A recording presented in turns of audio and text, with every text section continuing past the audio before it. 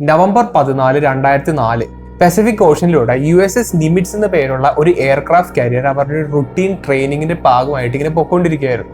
ഈ കപ്പലിലത്തെ ക്രൂവിന് എന്നത്തെയും പോലെ ഒരു നോർമൽ ദിവസമായിരുന്നു. പക്ഷെ കുറച്ച് നേരം കഴിഞ്ഞപ്പോൾ വളരെ അൺഎക്സ്പെക്ടഡ് ആയിട്ടുള്ള ഒരു സംഭവം സംഭവിച്ചു. അങ്ങനെ ഇരിക്കുമ്പോഴാണ് USS പ്രിൻസ്റ്റൺ എന്ന പേരുള്ള ഒരു ക്രൂയിസർ മിസൈൽ കപ്പലിൽ നിന്ന് ഒരു മെസ്സേജ് ഇവർക്ക് കിട്ടുന്നത്. അതായത് 2 ഫൈറ്റർ ജെറ്റ്സ് ഇവർ പറയുന്ന കോർഡിനേറ്റ്സിലേക്ക് പോയിട്ട് അവിടെ എന്താണ് സംഭവങ്ങളൊക്കെ ഒന്ന് അന്വേഷിക്കാൻ വേണ്ടിയിട്ടായിരുന്നു ഇവരുടെ കമാൻഡ്. എന്തിനാണ് ഇങ്ങനത്തെ ഒരു ഓർഡർ വന്നതെന്നും കൂടി നോക്കാണ്ട് 2 പൈലറ്റ്സ് ഡേവിഡ് ഫ്രേവറും അലക്സ് ഡൈട്രിച്ചും അവർ പൈലറ്റ് ചെയ്യേണ്ട FA-18 ഹോർനെറ്റ് എന്ന് പേരുള്ള ഫൈറ്റർ ജെറ്റ് ഇട്ട് നേരെ അങ്ങോട്ട് വിട്ടു. സത്യം പറഞ്ഞാൽ ഇത്തരത്തിലുള്ള മിഷൻസ് ഒക്കെ ഇവർക്ക് ഡേ ടു ഡേ റുട്ടീൻ പോലത്തെ ഒരു മിഷൻസ് മാത്രമായിരുന്നു. പക്ഷേ അന്ന് അവർ കണ്ടത് കുറച്ച് അപ്രതീക്ഷിതമായിട്ടുള്ള വളരെ അൺഎക്സ്പെക്ടഡ് ആയിട്ടുള്ള സംഭവങ്ങൾ തന്നെയായിരുന്നു. ഡേവിഡ് ഫ്രേവർ ആണ് ഇവർക്ക് അസൈൻ ചെയ്തേക്കുന്ന ഒരു കോർഡിനേറ്റിലേക്ക് ആദ്യം എത്തുന്നത്. അപ്പോൾ ഇദ്ദേഹം ആദ്യം കണ്ടിട്ട് എന്തോ ഒരു സംഭവം വെള്ളത്തിന് മുകളിൽ ഇങ്ങനെ ഹോർ ചെയ്യുന്നതായിട്ടായിരുന്നു. വളരെ സ്മൂത്ത് സർഫസും ഏകദേശം ഒരു പേളി വൈറ്റ് കളറുള്ള ഒരു ഗുളികയുടെ ഷേപ്പുള്ള ഒരു സംഭവത്തെയാണ് പുള്ളി അന്ന് കണ്ടത്. ഇവർ സാധാരണ ആൾക്കാരല്ല, വെൽ ട്രെയിൻഡ് ആയിട്ടുള്ള FA-18 ഹോർനെറ്റ് പറപ്പിക്കുന്ന പൈലറ്റ്സ് ആണെന്നുള്ള കാര്യങ്ങൾ ആലോചിക്കുക. അവരുടെ ടെസ്റ്റിമോണിയിൽ പറയുന്നത് ഇതിനൊരു തരത്തിലുള്ള വിങ്സ് ഇല്ല, പ്രൊപ്പൽഷൻ സിസ്റ്റം ഇല്ല, സൗണ്ട് ഇല്ല, ഒന്നുമില്ല. വെറുതെ ഇങ്ങനെ എയറിൽ ഇങ്ങനെ ഹോർ ചെയ്ത് നിൽക്കുന്നതായിട്ടാണ് അവർ രണ്ടുപേരും കണ്ടത്. ഈ ഫൈറ്റർ ജെറ്റ്സിന്റെ സാന്നിധ്യം ഉള്ളതുകൊണ്ടാണെന്ന് അറിയില്ല, ഈ സംഭവം പയ്യെ ഇങ്ങനെ മൂവ് ചെയ്തു തുടങ്ങി. അതായത് മുമ്പോട്ട് ഇങ്ങനെ പയ്യെ ഇങ്ങനെ നീങ്ങി തുടങ്ങി. ഈ 2 പൈലറ്റ്സിൽ ഏറ്റവും കൂടുതൽ എക്സ്പീരിയൻസ് ഉള്ളതും ഈ കോമ്പാക്ട് സിറ്റുവേഷൻസിലേക്ക് ഏറ്റവും കൂടുതൽ പരിചയമുള്ളതും ഡേവിഡ് ഫ്രൈവറിനാണ്. അപ്പൊ ഇദ്ദേഹം ഈ ഒരു ഒബ്ജക്റ്റ് മൂവ് ചെയ്യുന്ന കണ്ടപ്പോൾ നേരെ ഈ ഒരു ഒബ്ജക്റ്റിന്റെ പാത്തിനെ ഇന്റർസെക്ട് ചെയ്യാൻ നോക്കി. അതായത് ഈ ഒരു ഒബ്ജക്റ്റ് ഇങ്ങനെയാണ് മൂവ് ചെയ്യുന്നതെങ്കിൽ ഈ ഫ്ലൈറ്റ് ആ ഒബ്ജക്റ്റിന്റെ പാത്തിലൂടെ കട്ട് ചെയ്യിക്കാൻ നോക്കി.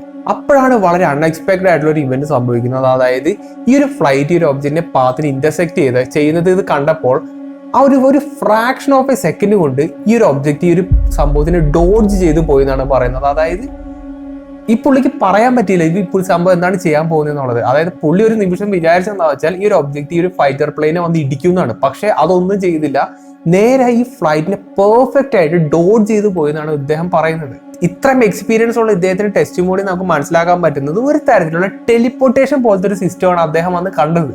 മിക്കവാറും ഡേവിഡിന് ഈ ഒരു UAP പോകുന്ന ഒരു സ്പീഡ് കാൽക്കുലേറ്റ് ചെയ്യാൻ പറ്റിയിട്ടുണ്ടാവില്ല. അതുകൊണ്ടായിരിക്കാം ഇദ്ദേഹം ഒരു ടെലിപ്പോർട്ടേഷൻ ആയിട്ട് ഇവിടെ കണ്ടത്. ഒട്ടുമിക്ക UAP എൻകൗണ്ടേഴ്സിൽ ഈ പറയുന്ന പോലെ വളരെ അൺനാച്ചുറൽ ആയിട്ടുള്ള മൂവ്മെന്റ്സിനെ പറ്റിയിട്ട്, വളരെ ഇൻസ്റ്റന്റേനിയസ് ആയിട്ടുള്ള ഡയറക്ഷൻ ചേഞ്ചസിനെ പറ്റിയിട്ട് വളരെയധികം വെൽ റെക്കോർഡ് ആയിട്ടുള്ള സംഭവങ്ങളാണ്. ഒരു 90% കേസിലും നമ്മുടെ എയറോഡൈനാമിക്സിനെ, നമ്മുടെ ഇപ്പോഴത്തെ ഫിസിക്സിനെ ഡിഫൈൻ ചെയ്യാൻ പറ്റാത്ത രീതിയിലുള്ള മൂവ്മെന്റ്സ് ആണ് ഈ ഒരു സംഭവങ്ങളൊക്കെ നടത്തുന്നത്.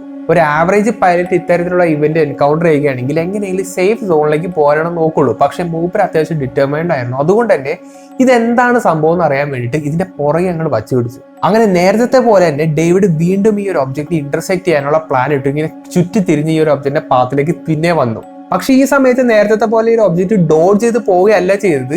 ഇൻസ്റ്റന്റ്ലി ആ ഒരു സ്പ്ലിറ്റ് സെക്കൻഡിൽ ഈ ഒരു സംഭവം സൂപ്പർസോണിക് സ്പീഡിൽ ഹൊറൈസണിലേക്ക് മാഞ്ഞു പോയതായിട്ടാണ് അവർ രണ്ടുപേരും ഒബ്സർവ് ചെയ്തത്.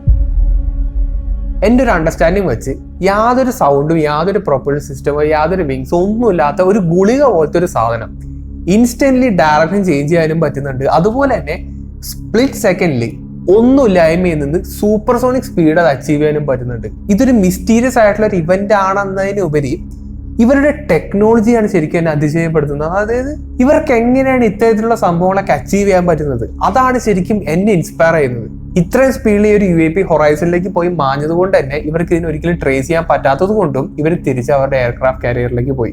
എപ്പോഴും സംഭവിക്കുന്ന പോലെ തന്നെ ഇവർ കണ്ട കാര്യങ്ങളെല്ലാം ഇവിടെയുള്ള ആൾക്കാരടുത്തൊക്കെ ഇങ്ങനെ പറഞ്ഞു. പക്ഷെ പകുതി പേര് വിശ്വസിച്ചു, പകുതി പേര് വിശ്വസിച്ചിട്ടില്ല. പക്ഷെ വിശ്വസിക്കാത്ത പകുതി പേരുടെ കിളി പോയത് എപ്പോഴാണെന്നറിയോ?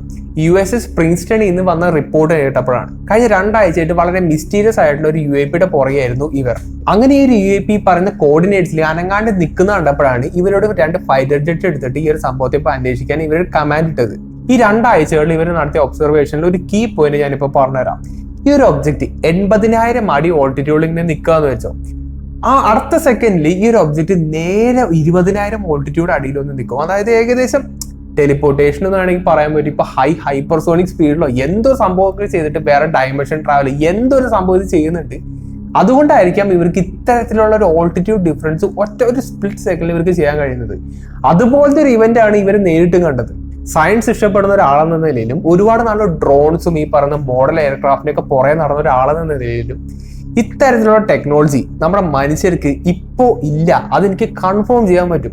ഈ UFO നടത്തിയ മിനൂവറിന്റെ കോംപ്ലക്സിറ്റി നിങ്ങൾക്ക് വേണമെങ്കിൽ ഇപ്പോൾ വീട്ടിൽ നിന്ന് ട്രൈ ചെയ്ത് നോക്കാൻ പറ്റും. അതിനൊരു പേപ്പർ എടുത്ത് കയ്യിൽ പിടിച്ചിട്ട് നേരെ പെട്ടെന്ന് താഴത്തേക്ക് ഒന്ന് ആക്കി നോക്കിയാൽ മതി. ആ പേപ്പറിന് ഒരിക്കലും അതിന്റെ ഷേപ്പിൽ അതേ ഷേപ്പ് തന്നെ ഇങ്ങനെ താഴത്തേക്ക് വരാൻ കഴിയില്ല. അതിന്റെ റീസൺ അറ്റ്മോസ്ഫിയറും അതിനോട് റിലേറ്റഡ് ആയിട്ടുള്ള എയർ റെസിസ്റ്റൻസും കാരണമാണ്. അപ്പോൾ എങ്ങനെയാണ് ഈ ഒരു സംഭവത്തിന് 80,000 അടി ഓൾട്ടിറ്റ്യൂഡിന് അടുത്ത സെക്കൻഡിൽ 20,000 അടി ഓൾട്ടിറ്റ്യൂഡിലേക്ക് വരാൻ കഴിഞ്ഞത്? എൻ്റെ അടുത്ത് ചോദിക്കുകയാണെങ്കിൽ ഇവരുടെ കൈവശമുള്ള ടെക്നോളജി മിനിമം നമ്മുടെ ഇപ്പോഴത്തെ ടെക്നോളജിനെക്കാളും ഒരു 1000 വർഷം കൂടുതലെങ്കിലും അഡ്വാൻസ്ഡ് ആയിരിക്കണം. അതേ ദിവസം കുറച്ച് സമയങ്ങൾക്ക് ശേഷം USS പ്രിൻസ്റ്റണിൽ നിന്ന് ഒരു കോർഡിനേറ്റ് മെസ്സേജ് ഈ ഒരു എയർക്രാഫ്റ്റ് കാരിയറിന് കിട്ടി. അതായത് നേരത്തെ പോലെ ഒരു കോർഡിനേറ്റിലേക്ക് പോയി നോക്കാൻ വേണ്ടിയിട്ടാണ് ഈ ഒരു എയർക്രാഫ്റ്റ് കാരിയറിലേക്ക് മെസ്സേജ് അയച്ചത്. ആദ്യത്തെ ഇവന്റിൽ ഇവർ ഇങ്ങനത്തെ ഒരു സംഭവം കണ്ടതുകൊണ്ട് തന്നെ രണ്ടാമത്തെ പ്രാവശ്യം ഇവർ നല്ല പ്രിപ്പയർഡ് ആയിട്ടാണ് പോയത്.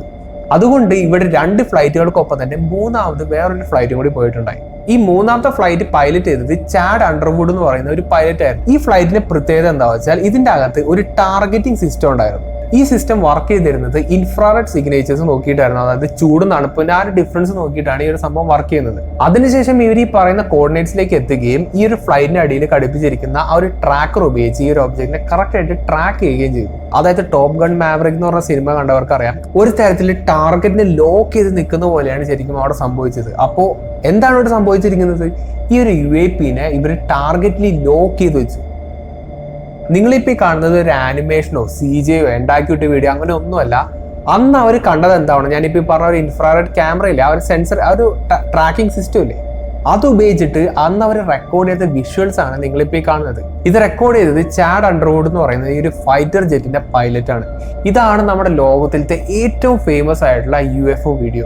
ഇനിയിപ്പോൾ UFO ഇല്ല, UAP ഇല്ല, ഇതൊക്കെ വെറും ഗോസിപ്പ് മാത്രമാണ്, ഇത് ശരിക്കും ഇല്ല, റിയാലിറ്റി അല്ല, വെറുതെ വ്യൂസിന് വേണ്ടി ചെയ്യുന്നതെന്നുള്ള ആൾക്കാരെ കമന്റ് ചെയ്യുന്നുണ്ടല്ലോ, അവർക്ക് വേണ്ടിയിട്ട് ഞാൻ സ്പെഷ്യലി ഡെഡിക്കേറ്റ് ചെയ്തേക്കുന്ന ഒരു വീഡിയോ കൂടിയാണ്. ഞാൻ ഇതിനു മുമ്പ് ഡിസ്കസ് ചെയ്തിട്ടുള്ള ഒരുപാട് UFO എൻകൗണ്ടേഴ്സ് ഇല്ലേ, അതിൻ്റെ അകത്ത് കൊടുത്തിരിക്കുന്ന അതിൽ അവർ പറയുന്ന ടെസ്റ്റ് മോഡിൽ നമുക്ക് മനസ്സിലാക്കാൻ പറ്റുന്ന ഡിസ്ക്രിപ്ഷൻ തന്നെയാണ് നമുക്ക് ഇവിടെ കാണാൻ കഴിയുന്നത്. നിങ്ങളിത് നോക്കി നോക്കിയേ, ഇതിന് നമുക്ക് വിസിബിൾ ഒരു ചിറക് കാണാൻ കഴിയില്ല. ഈ പറയുന്ന പോലെ നല്ല ഉരുണ്ടിട്ടുള്ള ഒരു ഷേപ്പ് തന്നെയാണ് ഇത്. അതുമാത്രമല്ല ഈ ഒരു സംഭവം പല മീഡിയത്തിലൂടെ ഇങ്ങനെ ട്രാവൽ ചെയ്യുന്നതായിട്ട് നമുക്ക് കാണാൻ പറ്റും. അതായത് വെള്ളം ഇതിന് പ്രശ്നമല്ല, എയർ ഇതിന് പ്രശ്നമല്ല, അറ്റ്മോസ്ഫിയർ റെസിസ്റ്റൻസ് ഇതിന് പ്രശ്നമല്ല. ഇത് ശരിക്കും നമ്മുടെ ഭൂമിയിൽ പറക്കുന്നതായിട്ടല്ല നമുക്ക് ഇവിടുന്ന് കാണാൻ കഴിയുന്നത്. ഈ ഒരു ഒബ്ജക്റ്റിന് പറക്കാൻ വേണ്ടിയിട്ട് തന്നെ സറൗണ്ടിങ്സ് മുഴുവൻ ഇങ്ങനെ അഡ്ജസ്റ്റ് ചെയ്യുന്ന പോലെയാണ് നമുക്ക് തോന്നുന്നത്. ഇതേ ദിവസം വേറൊരു ഇവന്റ് കൂടി സംഭവിച്ചായിരുന്നു. അതാണ് എന്നെ ഏറ്റവും കൂടുതൽ ഷോക്ക് ചെയ്യിപ്പിക്കുന്ന ഒരു സംഭവം. ആ സമയം എയർബോണിൽ നിന്ന് എല്ലാ ഫൈറ്റർ പൈലറ്റ്സിന്റെ അടുത്തും ഒരു സ്ഥലത്തേക്ക് റീഗ്രൂപ്പ് ചെയ്ത് നിൽക്കാൻ പറഞ്ഞു. അതായത് എല്ലാവരും ഒരുമിച്ച് ഗ്യാദർ ചെയ്യാൻ പറഞ്ഞു.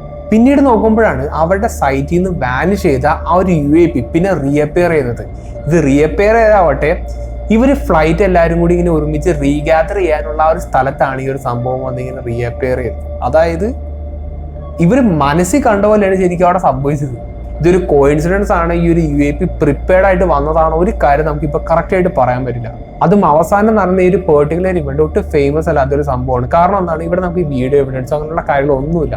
നമ്മുടെ ലോകത്തിൽ ഇതേപോലുള്ള സംഭവങ്ങളൊക്കെ നേരിട്ട് കണ്ടാൽ മാത്രമാണ് അത് നല്ല രീതിയിൽ ഫേമസ് ആവുള്ളൂ.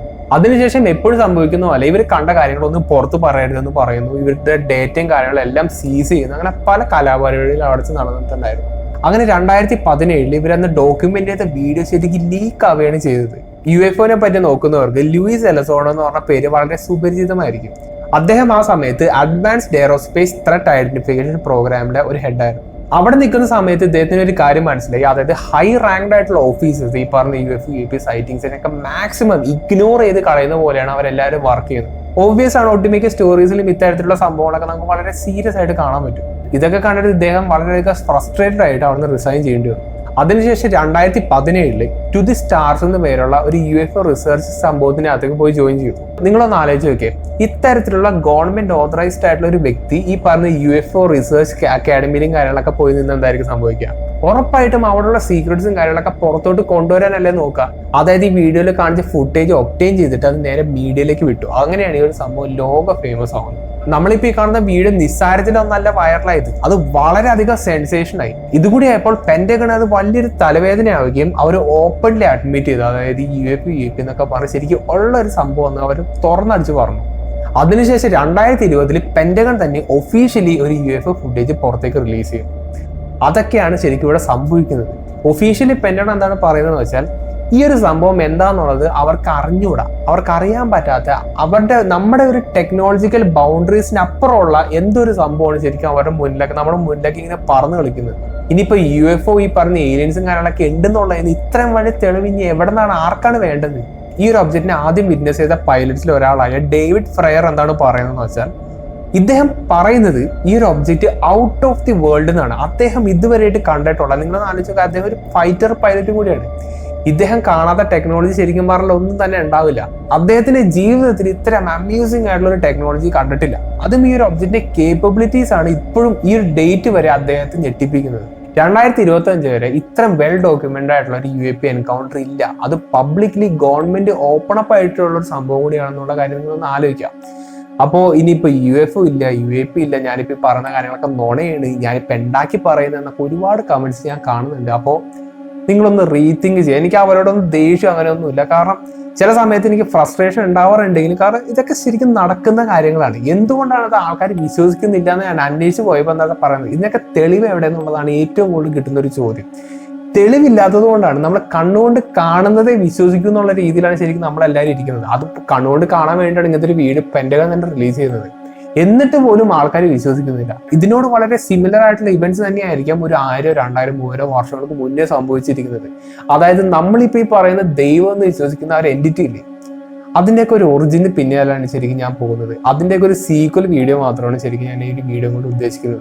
എന്നെ കൊണ്ട് പറ്റാവുന്ന പോലെ ദൈവം എന്നുള്ളൊരു കൾച്ചറിന്റെ ട്രൂ മീനിങ് പുറത്ത് കൊണ്ടുവരാനാണ് ശരിക്കും ശ്രമിക്കുന്നത്. ഇതൊക്കെ കണ്ടിട്ട് നിങ്ങളുടെ അഭിപ്രായങ്ങൾ മാക്സിമം കമന്റ് ചെയ്യാൻ ശ്രമിക്കുക. അപ്പോൾ നല്ലൊരു ടോപ്പിക്കായിട്ട് ഞാൻ അടുത്ത വീഡിയോ കാണാം.